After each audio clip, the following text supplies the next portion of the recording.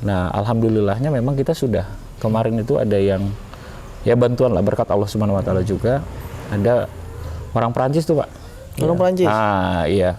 Punya lahan di sini ya di sekitar pondok pesantren, kemudian ya lewat orang Perancis itu akhirnya beliau mau melepas dengan ya kalau bicara nilai ekonomisnya sangat murah sih, Pak, dibanding harga tanah normal ya di sini.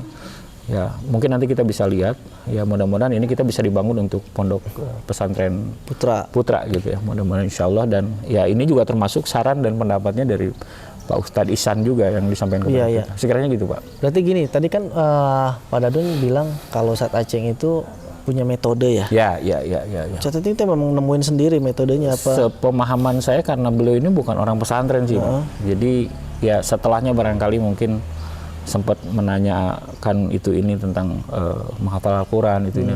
Saya yakin pasti ada gurunya sih, maksudnya untuk bertukar pikiran metode dan sebagainya. Tapi sejauh pemahaman saya memang tidak berpesantren beliau, ya hanya mengaji kepada orang tuanya dulu. Nah, metode yang beliau dapat saat ini, ya afwan ya kalau saya salah, tapi memang yang setahu saya itu beliau memang ya menemukan sendiri caranya bagaimana kemudian Al-Quran ini mudah dicerna, mudah dipahami, mudah dihafal gitu sama si anak. Karena memang usia-usia dini itu kan memang ya mungkin secara IQ juga memang lebih mudah menangkap hafalan dan seterusnya. Tapi ya kalau pendekatan metodenya mungkin tidak ada, ya barangkali anak-anak juga ada kesulitan dan seterusnya. Sekiranya sepemahaman saya itu ya. Berarti untuk yang Pondok Putranya yang rencananya itu lokasi jauh nggak dari sini?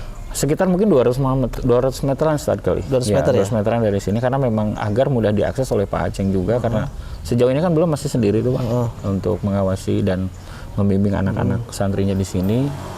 Dan memang lebih baik dipisah ya secara barangkali untuk ikhwan dan awatnya sekitar 200 meteran dari sini ya. Biar nanti mungkin beliau juga bisa bolak-balik untuk mengecek kegiatan yang di akhwatnya gitu ya, di ikhwannya dan seterusnya. Boleh kita ke sana ya? Ayo, monggo silakan kita cek lawan. Ayo kita ke sana. Makasih. Ya. Pak. Nah, Pak Dadun. Tadi kan kita ngobrol di sana. Betul, pengen ke sini. Nah, ini kita udah di atas lahannya ya. Nah, betul. Ini rencananya gimana nih, Pak? Nih, rencananya ini, jadi kembali tadi cerita saya bahwasannya memang ada orang Prancis yang mau jual tanah ya. Rata-rata sih sepengetahuan kita tuh 12 juta nih kalau di Garut tuh per patok. Oh, per patok. Patok tuh 14 meter persegi. Oh, berarti 12 juta per 14 meter persegi. 14 meter persegi. Nah, ini alhamdulillah di luar harga yang normal gitu ya, kita dapat 12, sekarang ini udah 12 juta tadi, 12 juta. Nah, saat itu kita beli itu 18.500 lah. Mohon maaf, 8.500 per patok itu per patoknya, 8.500. Jadi ada selisih lumayan cukup besar. Nah, ini insya Allah sesuai dengan saran Pak Ihsan memang harus terpisah antara pondok pesantren laki-laki dan perempuan. Ikhwannya di sini rencananya ini luasnya sekitar 600 meter persegi. Luas totalnya dari ujung depan ini sampai belakang yang ada pohon jagung ini. Ya, ini sementara ditanam karena memang untuk rencana pembangunan kan pembebasan lahan juga belum. Jadi insya Allah ini setelah nanti pembebasan lahan kemudian ada rezekinya barangkali nanti kita langsung untuk pondok laki-laki. Nah, ini 600 waktu itu sekitar 340 sekian juta lah. Gitu ya. Berarti untuk totalnya itu. Totalnya 300 juta lebih lah ya. Iya. 340-an juta 340 jutaan lebih. Nah, itu kenapa bisa dapat harga di bawah rata-rata ya, di bawah. Kok bisa gitu? Jadi, padahal yang punya orang Prancis tadi kan. Orang Prancis. Nah, jadi memang waktu itu rencananya kami mau pakai lahan yang sebelah pondok yang tadi. Itu juga masih kerabat sebenarnya dari Pak Aceng, tapi karena mungkin sudah ada peruntukan yang lain. Akhirnya kami mencari yang di luar yang itu bersebelahan. Nah, jilalahnya memang alhamdulillah gitu. Qadarullah kami dipertemukan dengan yang mau jual lahan nih, Ustaz.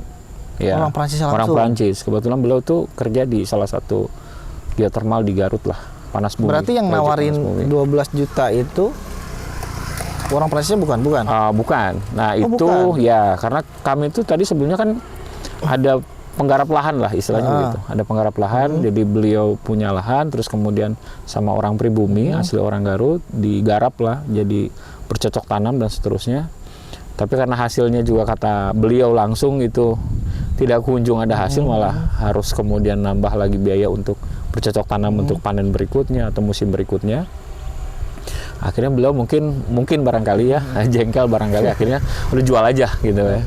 Dijual aja ya. Disampaikanlah ke pengelola lahannya, disampaikan waktu itu ketemu Pak Aceng, harganya memang belum ketemu Pak, gitu, dan beliau juga minta cash karena Pak Aceng juga punya keterbatasan keuangan dan seterusnya gitu ya. Akhirnya minta ketemulah sama orang bulenya itu, yang orang Perancisnya, barangkali mungkin ada kebijaksanaan dan seterusnya. Alhamdulillah kadarullah diizinkan ketemu ya dengan beliau, terus ngobrol-ngobrol, pas dengar memang untuk pondok pesantren gitu. Beliau itu sudah mengurangi harga plus juga tempo. Ya, jadi tidak, kalau tidak salah insya Allah waktu itu November lah. November beliau ketemu dan sejatinya harusnya November itu diselesaikan untuk akad jual belinya. Tapi karena memang ya atas izin Allah barangkali. Insya Allah terus kemudian jadi geser waktunya Ustaz, termasuk dikasih tempo dan harga yang memang spesial, jauh di luar harga umum di sekitar lahan di sini. Berarti cuman gara-gara sama orang bulenya katakan. Nah, betul. Bulenya ini untuk pesantren. Ya, untuk pesantren langsung mau beliau gitu. Padahal sepengetahuan kami maaf mungkin non muslim ya. Non muslim tapi begitu dengar pesantren, walaupun bahasanya boarding school lah beliau bilang gitu ya, tapi beliau paham kalau itu pondok pesantren, kalau bahasanya kami keseharian di ini. Iya, di sini ya. Iya. Berarti ini kalau saya lihat di belakangnya. Ya. Nah, ini Gunung Cikura. Gunung Cikura. Ini Gunung Cikura, ini lahan ini masih emang untuk ya ada sih beberapa lahan sudah pakai rumah, tapi sebagian besarnya masih lahan bercocok tanam penduduk di sekitar sini ya. Berarti karena sebagian besar petani juga di sini. Betul. Gitu. Kalau saya perhatikan kalau misalkan dibikin pondok juga di sini, itu suasananya seru, asli. Ya, aslinya itu justru ya alhamdulillah anak-anak juga mungkin bakal lebih lebih alami ya, begitu dengan alam dan kalau untuk santrinya kebanyakan orang sini ya Pak, bukan? Komposisinya sih hampir 40-60 lah. Ya 40%-nya kebanyakan masih di sini. Oh, malah lebih banyak dari luar sekarang gitu. Banyak lebih dari luar. Masya Allah. Iya. Bahkan ada yang dari Flores. Ada? Ya ada, dari Rian juga ada. Allah. Ya karena ada kerabatnya di sini, terus ya ada salah satu orang tua waktu itu, ya Pak Aceng cerita kepada kami, ini pengen gitu loh, suatu saat anaknya ini menjadi hafiz Quran dan bisa mengembangkan di Irian Jaya. Cita-citanya begitu. Jadi makanya dengan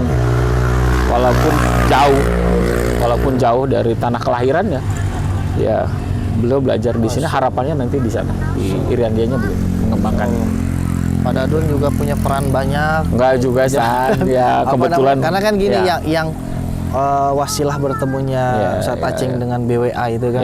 Iya, betul. Tadi perjalanan panjang juga ya. Alhamdulillah, kebetulan memang ya begitulah luka-likunya. Ya kalau secara nalar mungkin tidak mungkin lah Ustaz gitu ya. Mungkin ya. Saya juga tidak kenal beliau, tidak kenal Pak Aceng sebelumnya gitu, hanya karena kami berteman dengan tetangganya, kebetulan beliau polisi yang tadi kami utarakan, Pak Aldi itu ayah kami sering bilangnya. Ya wasilahnya ketemu beliau, ya sampai dengan saat ini kita bersaudara. Masya Allah. Ya sedapat mungkin waktu, tenaga, pikiran yang bisa saya bantu ya saya lakukan itu. Karena lihat kiprahnya beliau, kami belum apa-apanya dibanding beliau ya. Beliau sudah berkorban banyak materi, tenaga, pikiran gitu. Semuanya dicurahkan untuk pondok pesantren. Saya mungkin baru serpihan kecilnya aja bantu gitu. Doanya juga untuk almarhum yang mempertemukan kami dengan beliau gitu. Insyaallah. Almarhum juga dari bertugas terakhir jabatannya di kepolisian apa beliau? Beliau itu reskrim di salah satu kanit di Polres Garut. Polres Garut ya. Iya. Ya, mudah-mudahan pahalanya masih amin terus sampai beliau ya. Amin. Baik Pak Dadun, insyaallah ya. Terima kasih. Sama-sama Ustaz, sama-sama terima kasih. Mohon maaf kalau memang kurang-kurang informasi. Saya yang terima kasih. Mudah-mudahan Pak Dadun bisa istiqomah. Insyaallah, amin. Salam ini juga salah buat satu ladang pahalanya Pak Dadun. Insyaallah. Buat semua wakif juga dari BWA. Amin. Salam juga buat pimpinan-pimpinan di sana. Kami sudah banyak dibantu Ustaz. Terima kasih. Amin. Wasilahnya dengan BWA, pondok pesantren bisa berdiri dan sampai bersaat ini berkegiatan. Dan gitu. Kalau perlu disampaikan juga bahwa BWA itu bukan apa-apa karena tanpa adanya wakif. Ya, betul. Karena BWA itu hanya sebagai perantara. Iya. Kita semua di sini perantara, Pak Dadun perantara. Iya, betul. Kita juga perantara dari wakif, ya kan? Ya. Dan ini adalah salah satu bukti bahwa wakaf itu pasti bisa menyelesaikan Ya, solusi insya Allah. permasalahan. Ya, kami sangat terbantu. Tadi memang ada hutang piutang, beliau bisa tidak dibayangkan lah kalau kesulitan-kesulitan yang luar biasa. Betul. Terima kasih Pak Dadung. Amin. Terima kasih Ustadz.